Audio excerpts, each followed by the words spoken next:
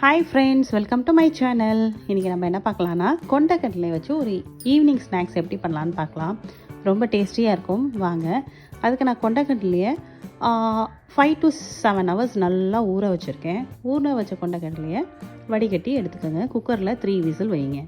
வச்சதுக்கப்புறம் அதுக்கடையிலையும் நம்ம தேங்காய், பச்சை மிளகா, கருவேப்பிலை. பச்சை மிளகா வந்து காரத்துக்கு தகுந்தாப்பில் எடுத்துக்கோங்க. ஸோ குறைன்னு அரைச்சிக்கோங்க.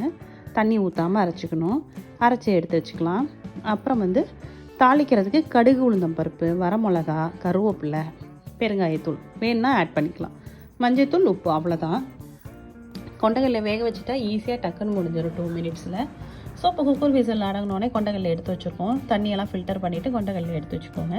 ஒரு பேனோ கடாயோ எடுத்துக்கோங்க. ஆயில் ஊற்றிட்டு கடுகு, உளுந்த பருப்பு, வரமிளகா, கருவேப்பிலை, பெருங்காயத்தூள் எல்லாத்தையும் ஆட் பண்ணி தாளிச்சிட்டு நம்ம இந்த கொண்டைக்கடலையை பேனில் ஆட் பண்ணிக்கலாம்.